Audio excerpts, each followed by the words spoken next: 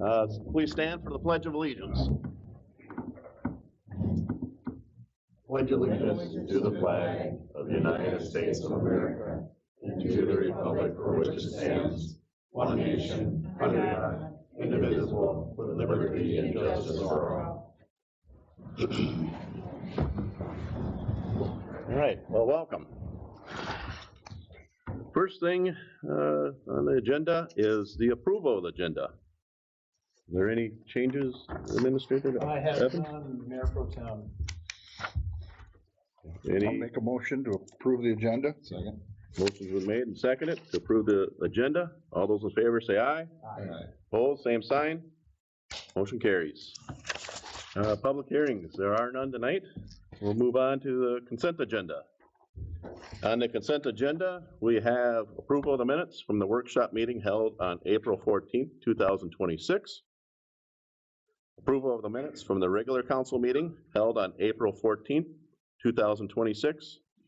Approval of the minutes from the emergency council meeting held on April 20th, 2026. Approval of claims to be paid. Approval of Raise Above Seizures event for Silas Velasic, requested by Cassie Velasic. Approval of special event permit for wedding reception / band, requested by Sherry Glendy. Make a motion to approve the consent agenda. Second. Motion's been made and seconded to approve the consent agenda. All those in favor say aye. Aye. Opposed, same sign. Motion carries. Now we'll open up the floor for public comment. If anybody wishes to make any statements or questions, please come up to the podium, state your name, address, and 3 minutes. I'm here for a couple reasons. Anita Yanda, 247 West Minnesota Street, Center. First, this is in regards to our 250th anniversary celebration, and we were, Doc asked me to come and ask about the need for insurance, if in fact we raise enough money for the fireworks, and who do we go through, or do we just contact an insurer, or how do we do that? If you want, I can reach out to see. I know there is provisions through the league on what they want to see for events on city property, and I can get you what certificate would need to look like and what the coverages are. Okay. Otherwise, I can talk to Tammy. And when my wife worked in Waseca, she used to insure a pyrotechnic company over there. So I don't know. I mean, It's just different company, but she might be able to lean a direction or something too. I don't know. right. The second issue is I recently received my gas bill with an additional $3 charge called a franchise fee. I contacted CenterPoint Energy about it, and they said, they sent me out this email. Thank you for contacting us, you're a valued customer.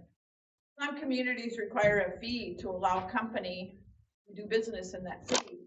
The amount is displayed on the gas bill and it's collected by CenterPoint Energy and then paid to the city. City uses the money for city services. If you have additional questions or assistance, contact us. If in fact it's a franchise fee, shouldn't the gas company be paying it, not the citizens? This CenterPoint has been here for years. Now, why now is there a franchise fee? I contacted the city at that time, but nobody was there to answer, so I said I would go back to the council meeting. Did you ask for me? Yes, and you weren't here. This is an additional $36 a year per household for nothing. The city will collect about $33,000 per buck. This is no different than an empty daycare or an autism clinic. And then, just in case any of you don't know, Minnesota Valley Electric also added $10 onto your delivery service. So I just am here to comment because where did you come up with the idea for a franchise fee? I talked with an employee who used to work in another city, and they said it was brought before that city council and they rejected it. So I'm just curious, you know, what do we need a franchise fee for?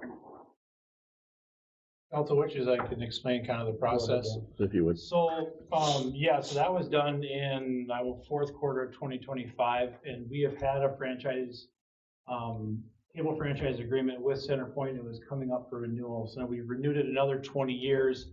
As part of that, then the council opted to do this franchise fee.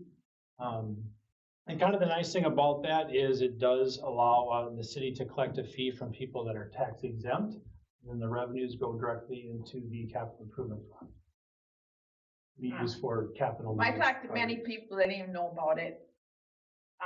People who are on auto pay, people who are on budget, don't even see it.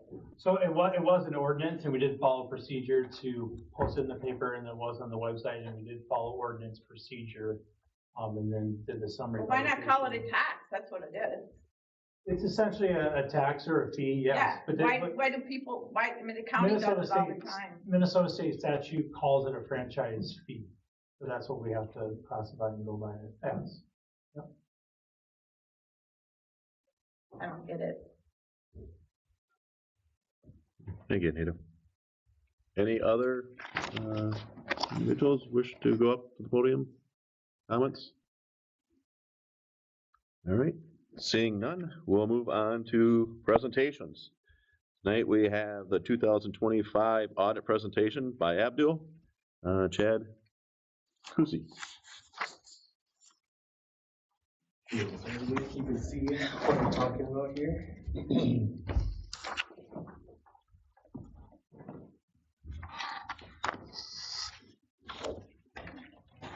And that starts on page 27. Sorry, 47. No, that's fine, sorry. 26. Yeah, 27 is correct. Good evening, Mayor and council members. My name is Chad Guzzi, and I am a senior associate for Abdul. And I help complete the City of LeCenter's 2025 financial statement audit. Next slide. The purpose of this presentation is to go through those audit results, as well as touch on some other key information from the year.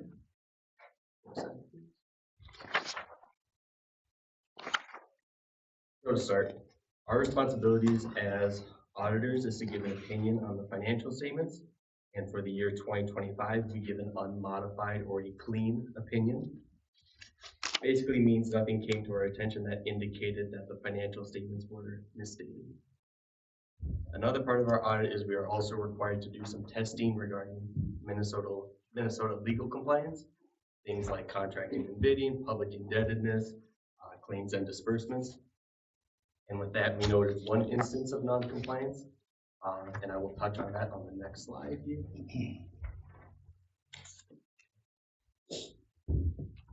Other audit results, fiscal year 2025 findings.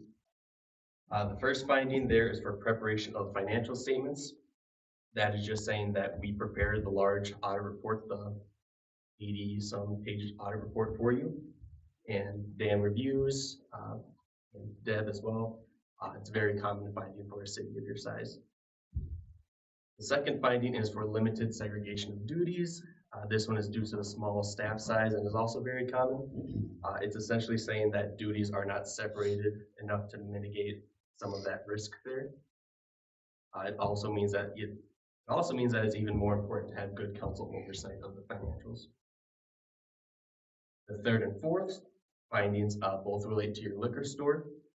During our audit, we had to do certain extra procedures to reconcile inventory balances back to year-end balances. And after reconciling, there were some adjustments that were needed to properly state inventory balances. Last one is the legal compliance finding I mentioned earlier. City did not follow all applicable statutes related to contracting and bidding. I believe the city did not obtain the proper responsible bidder verification for one of the projects. Also to note, the preparation of financials and limited segregation of duties will likely be reoccurring findings just to staff limitations.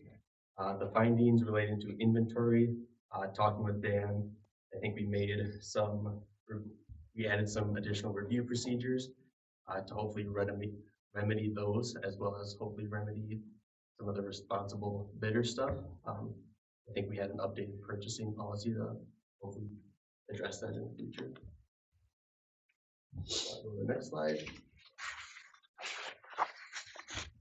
Getting into the graphs, this one shows the city's fund balance as a percentage of next year's budgeted expenditures. It's the city's policy to maintain 17%, basically 2 months worth of expenditures.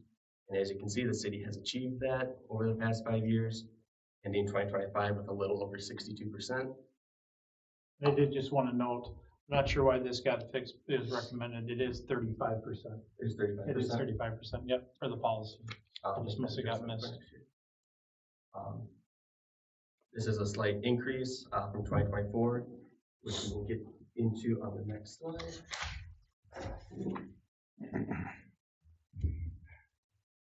Here we're comparing the general fund budget to actual results, budget being the left-hand column, actual amounts in the middle, and any variance on the right-hand side. The revenues were pretty spot on, with most of that variance relating to state aids coming in a little under budget. Expenditures came in over budget by $137,000. This mostly relates to public safety. I think there was some onboarding of some new police staff, and the police department did not initially budget for the Axon equipment purchases in 2025. Other financing sources, lease proceeds. The proceeds relate to the Axon cameras and tasers, and a budgeted transfer of $85,000 from the liquor fund. Overall, the general fund decrease of $62,000. Go to the next one. This slide compares where your revenues are coming from and compares it to previous years. Increase in revenues from taxes and comparable amounts from intergovernmental, your federal government, your state government, your local government, like your county. And there was also a decrease in the amount of transfers in compared to 2024.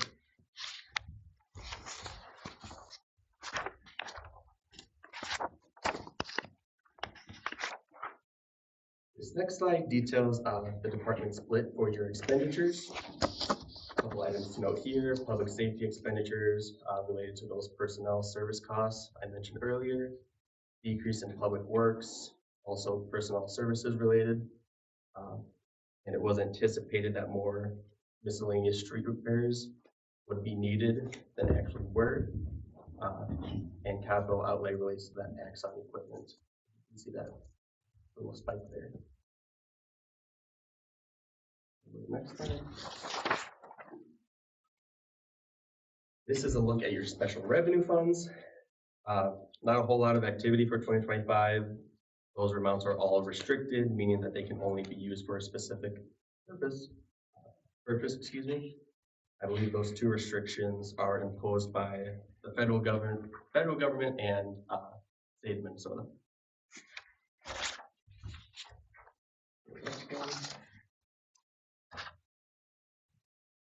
Capital Project Fund, this increase mainly relates to proceeds from the issuance of equipment certificates. Not a whole lot else to mention there.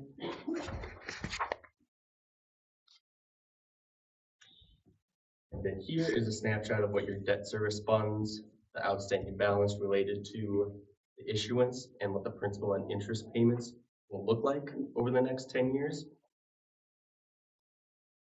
Also to note is these payments are going to be funded by your debt levy. Add a little bit of information there.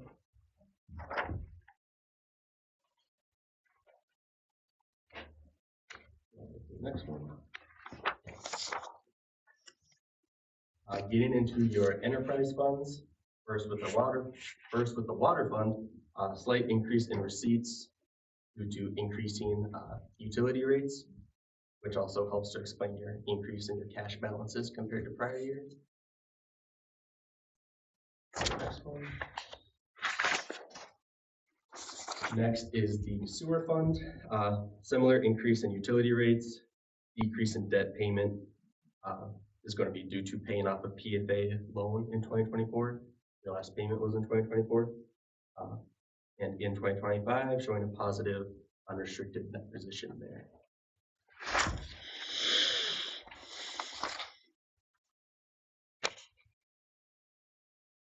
Here is your refuse fund. Again, increase in receipts due to utility rates. Overall cash balance is similar to last year, but still underneath that targeted balance there.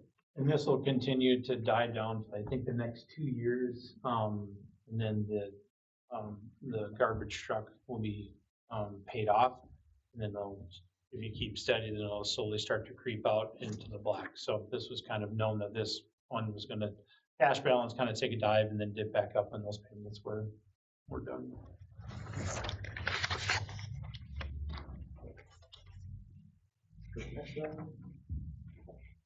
And then lastly, here is your liquor fund. Receipts comparable, but a slight uptick in disbursements. The decrease in cash balances can be attributed to purchase of capital assets. I believe there was some remodeling costs. I'll explain some of that. Yeah, what do we have, about 3 or 4 furnaces go out at the same time? They were about 30 years old in air conditioning units, so yeah, that's much of the cost in going after the cash balance there.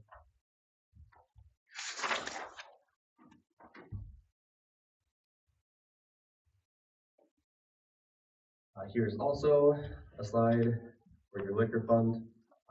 It's comparing your liquor fund benchmarks to previous years as well as statewide averages. Cost of sales increased as well as operating expenses, which is what we saw in the last slide. Overall, a decrease in your operating income from 4.4% to 1.2%, or in numbers, 56,000 in 2024 to 39,000 in 2025. Again, that's your operating income. The left-hand side, or right-hand side, is from the state. State's a little late in getting comparable liquor fund information out. The most recent that we have is from 2023.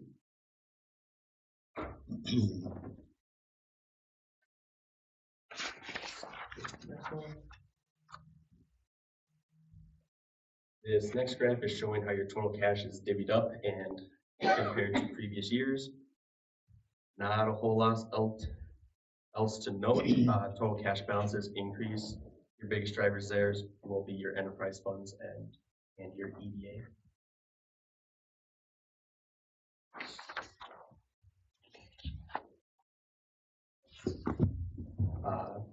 Next 2 slides are going to be some key performance indicators. We compare your city's tax rate to previous years and other small cities in the state. Class 4 population is under 10,000, so that's what a Class 4 city is and what it means. And we also compare to other cities in LeSueur County. As you can see, La Center is a bit higher compared to other cities in the state and cities in the county. Increase from 2024 is going to be due to inflation, general increases in costs and services, and approximately 31,000 in capital improvement levy. The tax rate mix is going to give a bit more detail on how the tax rate is between city, county, school, and if there's any special tax rate that in the district.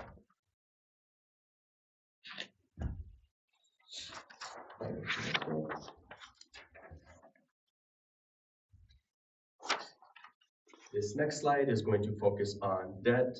Debt per capita decreasing steadily the past 5 years, as well as your debt service percentage of expenditures.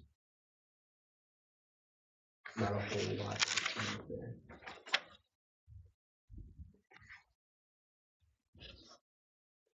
Next is going to be current and capital expenditures per capita. Current expenditures, slightly more than other comparable cities and cities in the county. Increase for 2025 can be those inflationary costs and personnel services costs for public safety. Capital expenditures have a bit more ebb and flow depending on what kind of projects the city is doing. Slight bump in 2025. Not a whole lot else to note there.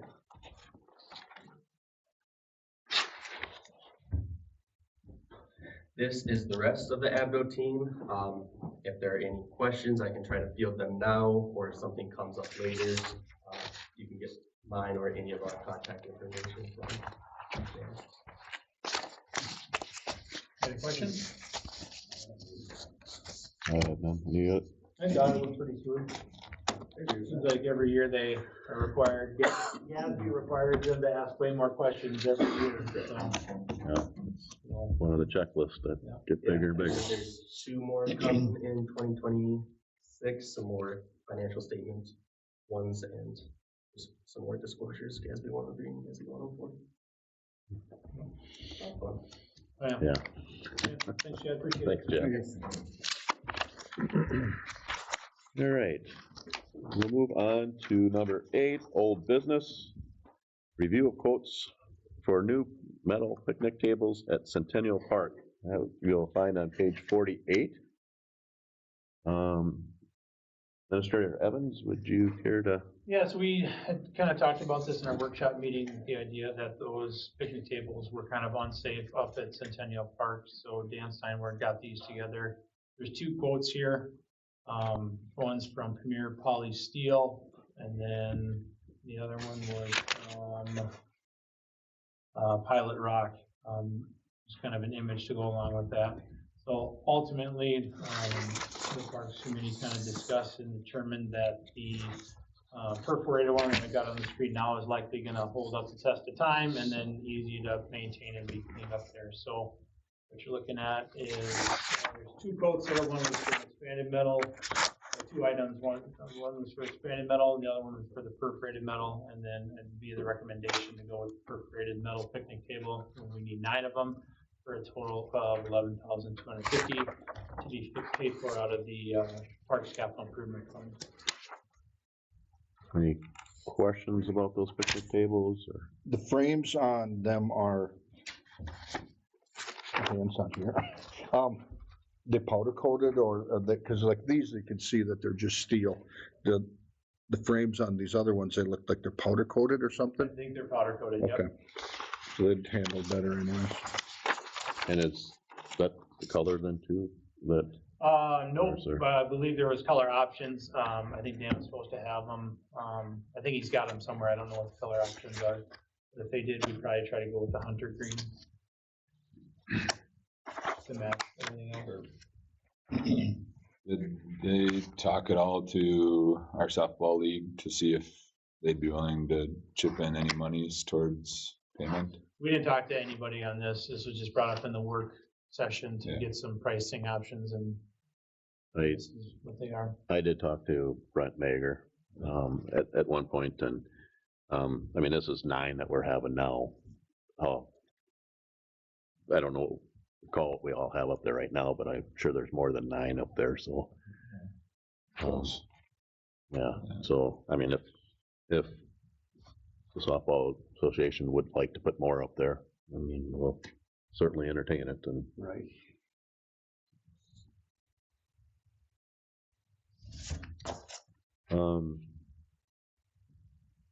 So could I get a motion to approve the $11,250 from Premier Polysteel for the 8-foot champion perforated metal freestanding picnic tables?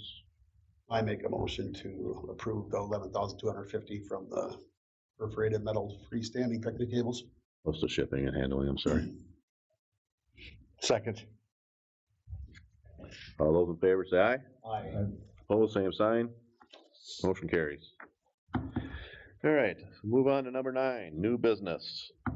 On page 52, we need approval of asphalt patch coat by RCM Specialties. Administrator Evans, would you care to add anything to? Yeah, so this is something that this company we've used before, and it's a different kind of mastic patching that really has been proven to hold up in some of our roadways. So Dan went around with the rep there and kind of highlighted some areas that they thought that this mastic would be most appropriate at, and you can see it highlighted in red and kind of the overall city view. So that's just kind of the patchwork to be done prior to, we got some chip sealing too that's gonna be coming up. So a lot of that's gonna be some preventative to fill in the cracks before the chip seal to prevent water, which is your number one enemy, from penetrating the roadway and get a little bit longer lifespan out of the roadway. So this is something that we sometimes recommend from time to time with this kind of specialty mastic patching. So that's what's here in front of you for approval from RCM Specialties Incorporated. And the total cost of that is $9,070. Right. Is, So I would just go looking for approval on that quote. I'll make a motion to approve the asphalt patch quote by RCM Specialties. motion's been made and seconded to approve the asphalt patch quote by RCM Specialties. All those in favor say aye. Aye. Opposed, same sign. Motion carries. All right, letter B, or item B, approval of resolution number 2026K, a resolution authorizing the city of Lee Center to enter into a repurchase agreement with First National Bank of Lee Center. That is on page 54.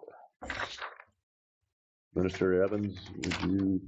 Yeah, so this council remembers, right, we did the same thing last year where we entered into a repurchase agreement, and that is coming due this month. So we're gonna approval here to take the principal plus a 4% interest you guys earned on that, and then roll it into another agreement with, again, another 4% interest through First National Bank. And then that's good for another 365 days. So these funds are in the general fund. They're considered basically the cash balance within the general fund. If needed, it can be liquid very quickly, and if it was ultimately needed, but having this out there still keeps us above our fund balance policy. So this is just a kind of a way, as a mechanism for yielding a little bit higher interest rate on idle funds. So that's what we have here before you. And then you can see that this is the repurchase agreement for the 365 days. Do we have any questions on this? Entertain a motion? I make a motion to approve resolution number 2026K. Motion's been made and seconded. All those in favor say aye. Aye. Opposed, same sign. Motion carries. Item C under new business, authorization to increase police department staffing levels and approval to hire one full-time police officer. That is on page 56. Again, Administrator Evans. I'm gonna refer to the one who wrote the memorandum. Kevin, you wanna say a couple about it? We just had a point with now we got 3 full-time officers, covering 24/7, 1 part-time officer filling in where the gaps are.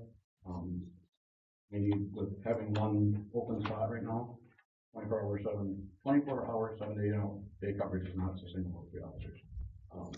Even, it wasn't even with 4 officers. When the chief was in his position and I was working days, we were still struggling with weekends. We never had weekend coverage.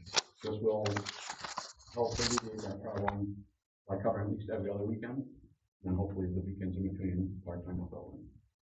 Yeah, we've been experiencing a huge shortage in part-time help. I mean, we used to have as many as 6 or 7 part-time ranks fill in, and they did a pretty good job. But a lot of times with the national shortage of officers, the whole idea of having to have a part-time officer come in, get their license activated, work a year or 2 and build themselves up and work onto the full-time, that's no longer needed. Officers can literally come in with a college degree and have a pick of whatever department they want to go to and start working. So part-time is really for those people who have full-time jobs that they enjoy, maybe in law enforcement, maybe in a totally different profession, and then they just do law enforcement on the side. We're really no longer seeing people apply for a part-time position that are looking to get their license activated and work up from there. So that's a national shortage. So to kind of accommodate that and to prevent burnout from officers that are right now working 100 hours every pay period, and that should be at 80. It's going to be the recommendation to find another full-time, because in that way a little bit more sustainable for the department. So that's the recommendation here this evening. Have any questions, any comments on council?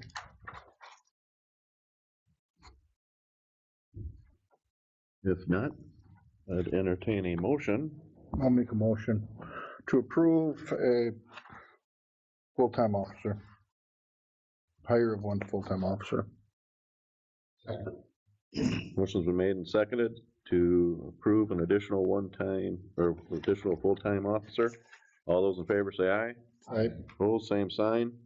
Motion carries. Under new business, item D, approval of cannabis retail registration application by Hirsch Acres. That is on page 59. If you like, I can run through the process. Sure. What this is. So, the applicant came in, and applied for a, cannabis and hemp retail registration. So basically what that means is he applied for a provisional, pre-approval from Office of Cannabis and Management through the state. And then he has his pre-approval number as shown on the application. And basically, as part of that application process, he then has to work with the local government to make sure that he meets some preliminary requirements. And those are 5 requirements in section 4 of the application. Got to be not within 200 feet of the school, which is this 25 South Park Avenue, where he's proposing to have the retail sales location. It's an actual structure made of brick and mortar. It does meet the zoning controls as far as when we passed our zoning controls on permitted use in the B2 and B3 districts, when this is in the, is B3, Corey? Yep. And then taxes are current on the property and then adheres to the hours of operation for the cannabis business. So because he met all those checks, we're just basically approving the retail registration component, and then from there he will continue and take this information back to OCM, and he will work towards his full license through OCM, which there's several procedures that he has to have in place, and OCM needs certain things from him. But this is just approving the cannabis microbusiness license on the retail registration, and he has paid the fee. So nothing that we can do to stop it. I know questions have come up in the past, and also other cities too, and OCM's, it's clear you can't restrict it, you can't, it's a state law, so all we're doing is abiding by state law and the way the ordinance is written, and that's what's for approval tonight, so. Where exactly is 25 South Park Avenue? Deb's. Oh, Deb's. gotcha. Deb's place. Thank you. Place.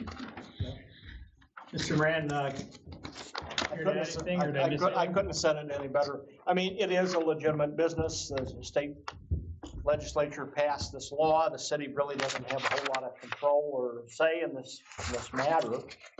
It meets our zoning code, so you're duty bound to approve it. Any other questions, concerns? All right, well, if I could get a motion. I make a motion to approve the cannabis retail registration application by Hirsch Acres. Second. Motion's been made and seconded. All those in favor say aye. Aye. Opposed, same sign. Motion carries. All right, well, on the new business, item E, approval of resolution number 2026L. A resolution authorizing the city of Lee Center to enter into a grant contract agreement with the Minnesota Department of Natural Resources for community forest ecosystem health, page 61. Minister Evans. Yeah, so if the council remembers, I saw approval from the council several months ago to go after this grant to the Department of Natural Resources, and I'm pleased to present that we were awarded for the amount of $125,000. And then just go over a snapshot. The grant agreement is pages 61 to 93, so it's rather extensive. But Attorney Moran did have the opportunity to look at the finer points, and it's pretty boilerplate in nature. But if you guys remember, this was a part of the grant process. This was to establish a tree inventory. The city has never had a tree inventory before. So part of what we wrote in there was to get that established through Bolton and Mink. Have Bolton and Mink Forestry Department help us with an urban forestry management plan, which was also a need. If we didn't have one, he awarded the grant, so we'll have to establish that. We'll include a new GIS layer within our GIS system, so staff will readily be able to tell what species of tree are where and condition of them, also needed for the grant. And then with the remaining funds, it's anticipated that we'll remove roughly 100 ash trees that are in our parks and boulevard. And Steinborn's been working on those locations and firming that up, and we will firm that up as we go along in the process. And then it's a 1-for-1 replacement. And then we'll work with our arborists on trees that meet the species qualification that was also in the grant agreement, and then get those replaced. So there's a various timeline. If anyone wants to read about it, it's on the minutes on kind of the timeline that everything's gonna get done, but this has got to be wrapped up by June of 2027. And there's various components that I have to adhere to as far as communication and things like that, and making sure that the DNR's name is out there, that we got the grant from them, things of that nature. So exciting. It was a lot of work to do it, but since we were a majority in the priority area, I felt pretty confident about getting it, and here we have it. Thank you. Thanks for the work Yeah, on that, thanks for Dan. doing that. That's great. Any questions, concerns? I'll make a motion to approve resolution number 2026L. Second. Motion's been made and seconded. All those in favor say aye. Aye. Opposed, same sign. Motion carries. All right, time to move on to number 10, reports of departments and organizations. First one is planning and zoning. Corey Block. Good evening, Mayor. Good evening, Corey. Busy last month. I don't have anything to report other than you've probably seen the whole Doug on the conditional use permit that we approved.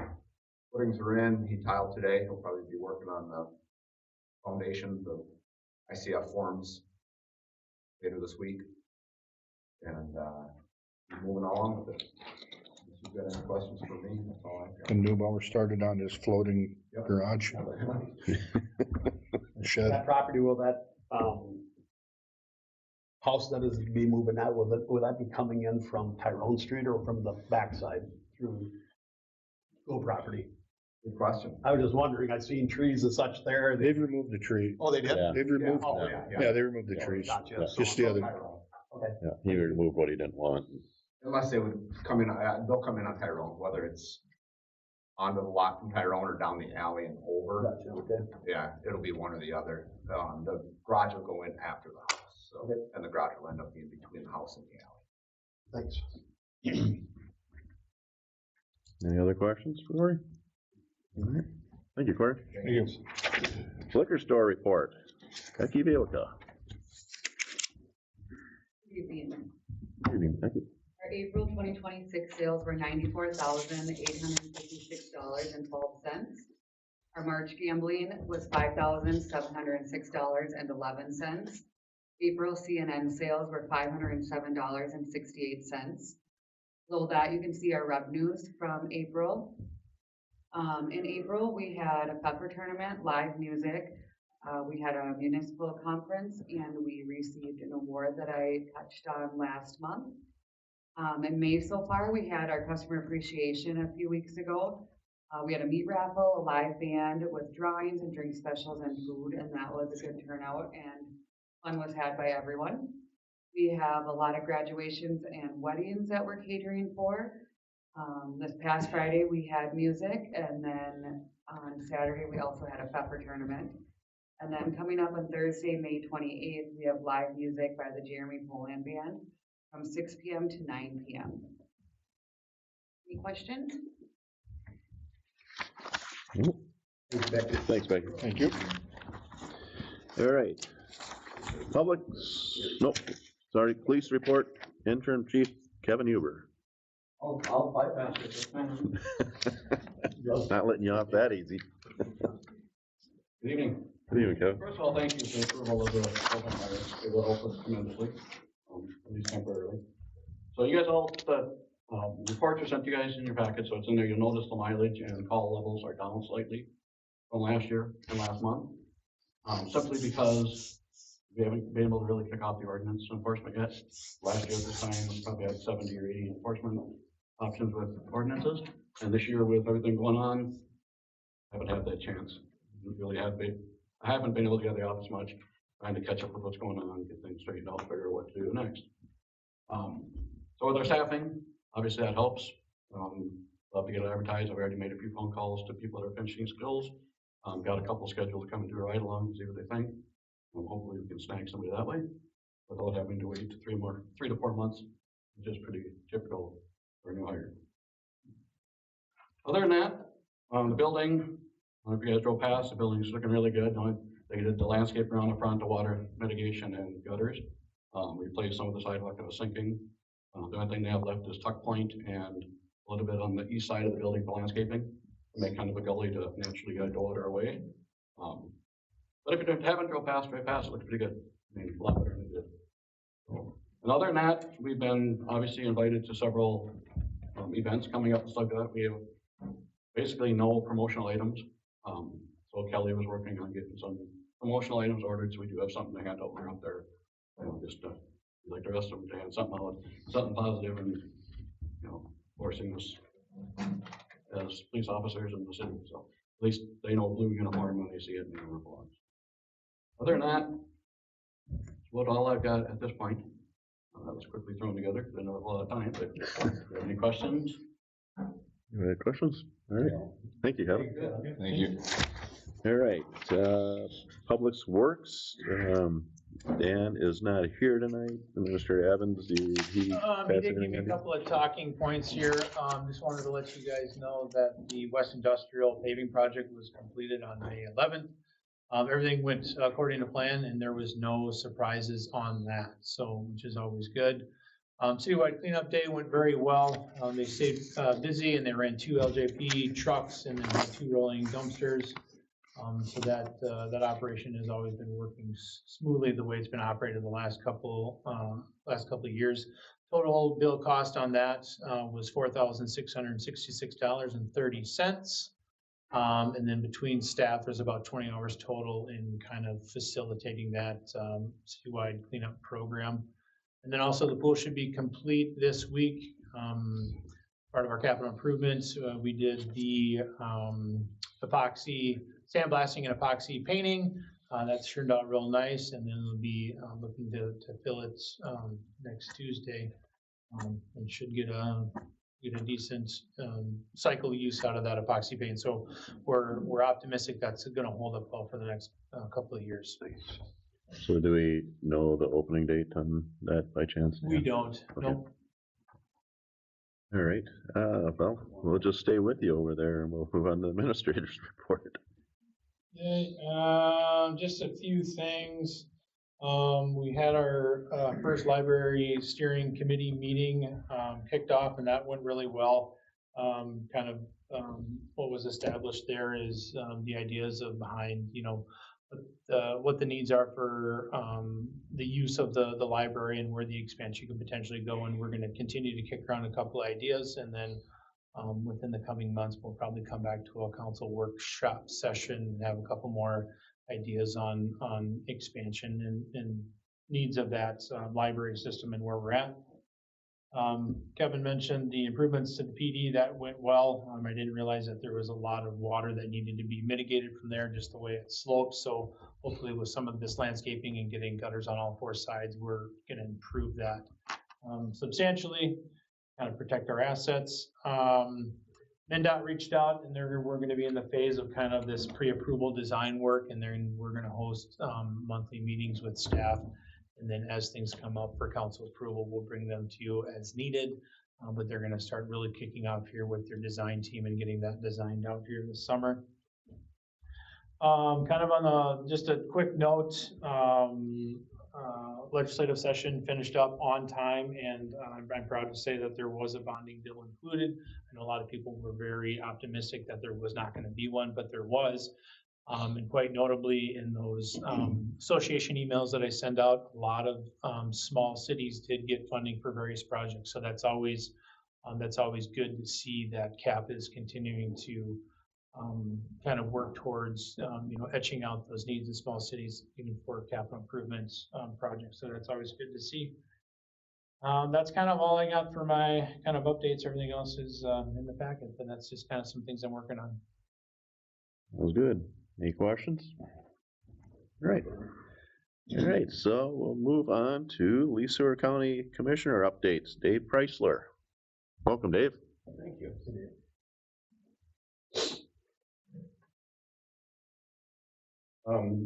So, Mayor. Mayor Pro Tem. That's the word I was searching. And, first of all, thank you. This should be probably the last time I'll talk to you about comp plan. And so we are taking still comments up until the end of this month. And so we do have a final draft that is out on, if you just go to the front page of the county website, there's a tile to click on right there, so it's super easy to find. You don't have to go and search for it all the way through the website. Click on there if you want to take a look at it. What we're particularly interested in is if there are comments about the goals at the end of each chapter. So there's a number of chapters in it. Take a look at the goals. And so if you have comments on that, you can get them to me, or you can send them to Environmental Services. And we are looking to act on that at our first meeting in June. And so if there are things that commissioners want to change in that final draft, we'll just do it as an amendment process when we have that meeting in June. So we won't have any more public hearings. We've had 2 already, and so that's a statutory requirement from that standpoint. And it's time to get moving on with it. But again, we wanted people to have one last kind of shot at it before we actually took it. Roads. So there's going to be a lot of things going on with roads. I know I've talked to you about some of those things in the past, but just to kind of update schedules. Some of these are things that are completely outside of our control, like anything with MnDOT. But the roundabout on 13 and 99 is scheduled to start on June 1st. That's not very far away. Also, on June 8th, the county is going to start work on County 2 and 7. And so as you go towards like, German and that area. So just kind of be patient if you're traveling kind of the southern part of the county. And then obviously that roundabout, if you're headed to Faribault, allow some extra time for basically just the detours that are going to occur. If you're going to go through Kilkenny though, as in for one of the detours, we are going to have some stepped up work there where people can slow down a little bit, okay? And which probably needs to happen because it's going to put probably a fair amount more traffic on County 3, which is the north and south road that goes through Kilkenny. So, one other interesting thing that we're going to be taking some action on is data centers. And so on our meeting our regular board meeting next Tuesday, we are going to consider a moratorium on data centers. First of all, we have nobody that has approached the county to put in a data center, okay? No one. There's no conversation with anyone. It doesn't exist, okay? But we also have no ordinance that exists today regarding the construction of data centers. And so if somebody came to us, we don't have any sort of standards, we don't have anything from that standpoint. So we're not looking at this as we're either for data centers or against data centers. We just need to have something in place in case somebody does come in and want to propose one. And so that's really the purpose of the moratorium, is it just gives us a little bit of time to breathe, and we'll take some time to study the issue, look at pros and cons and so on, and things that people will be concerned about and how they can be mitigated through proper planning and zoning, and see what we come up with an ordinance. And obviously then with that draft ordinance, there would be a public hearing and would work through that whole process. Counties have up until a year, okay, to put a moratorium on, okay? And so basically that means we could take a year to study this and then come up with something. There is also a process to do an extension, but you have to prove that you did something during that first year. You can't just say, let's just do nothing for a year and then extend it. You actually have to prove that you were making some progress. Right? But our goal is to get it done within the year. But our planning and zoning department is quite busy because we're finishing up this comp plan. We're also working on ordinance revisions to match the comp plan, so they've got pretty full plate.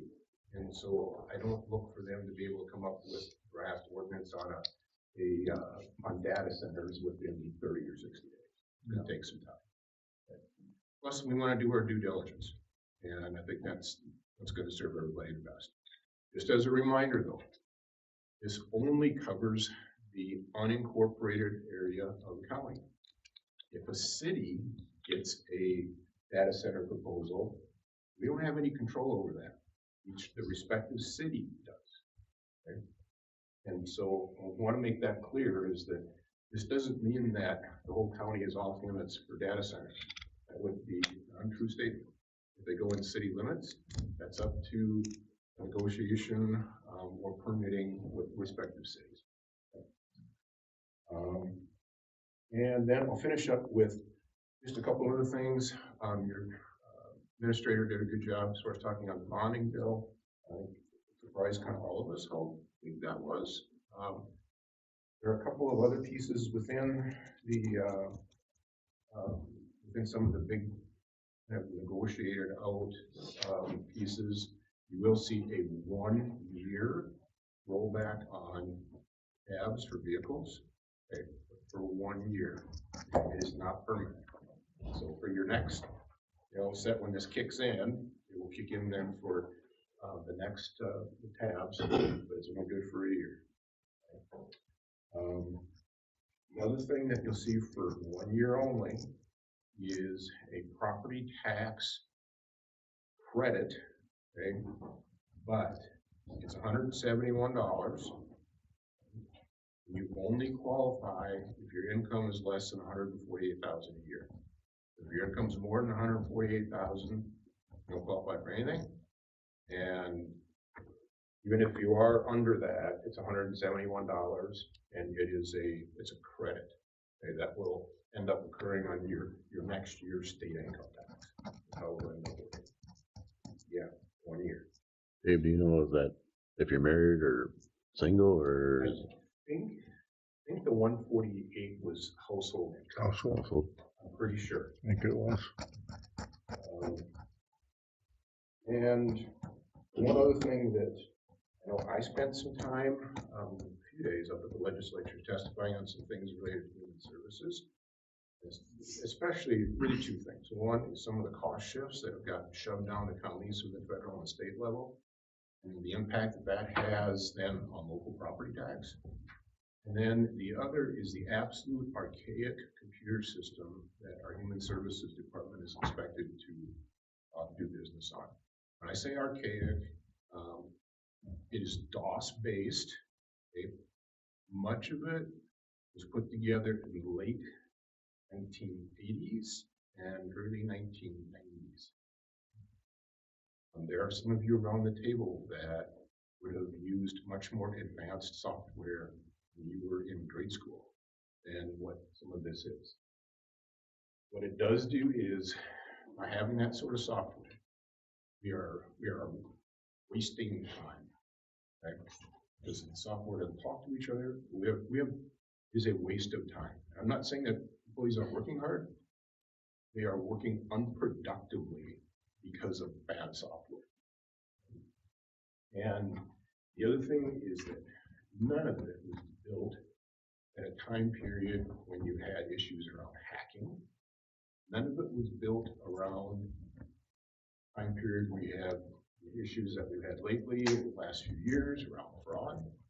And so it needs to be updated. There was $90 million that was appropriated in the grand budget deal here to be spread over 3 years to build a new system. It's not going to come tomorrow. It's going to probably take all of the 3 years. But what we're expected to work with now, quite frankly, it's embarrassing. And it's not serving anybody very well at all. And it leaves us really vulnerable, things that we should know better. And that it's state software, okay, and every county has to use it. That's it's not like this big flashy thing, right? But it's an important thing because it needs to get fixed so they can do their job more efficiently and also do it in a way that's a lot safer. Is this new access to the state program, or has the county always had access to this cost-based program through the state? No, it's been there since the beginning. It's what every county uses. The only thing is that you do have some large counties, big IT departments, and, you know, so think of like 7-county metro county, all right?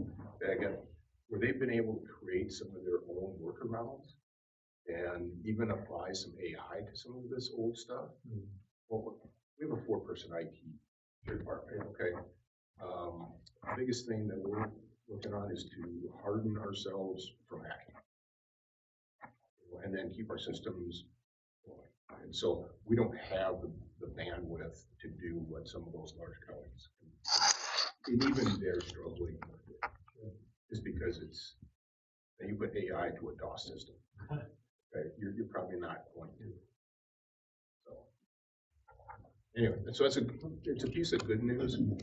I know it's an investment in money, but this is one that's really worth it. I think you can save some staff time. Honestly. 100%. Any questions that any of you have? Yeah. Just one thing about the 99 and 13 roundabout that's supposed to begin June 1st. As long as weather cooperates, what's estimated time that's gonna be shut down and it'll be detoured? 2 months? But that's weather dependent, right? Right. You get a stretch of weather like we had before this rain, and you can get a lot done. If you don't, you know, Sure. things become a whole lot more challenging. And it's, you know, getting, one of the things that was nice, there's some new fiber that's been put in that area. There's a project that is helping to bring fiber to basically parts of southern Montgomery and northern Kilkenny Township. I had to go through that area.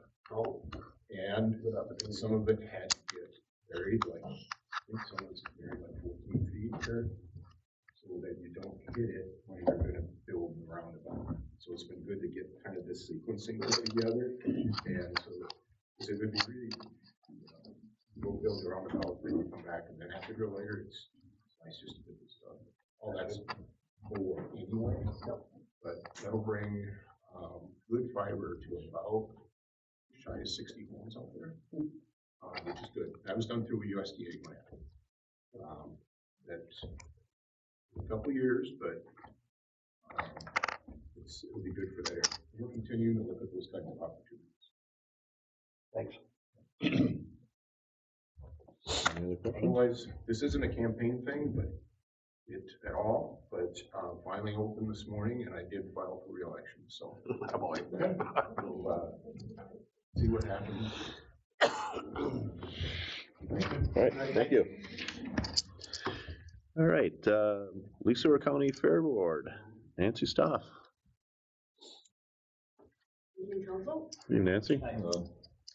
I don't have very much, so it'll be short and sweet tonight. We do have a new Fair Board member. Her name is Christy Brazina. She's from the Lonsdale area. She's been involved with multifaceted person she's been involved with a lot of things with cities and events and whatever, so I think it's gonna be a really good addition to our fair board. We had a gun bingo in 1st of March at the Legion.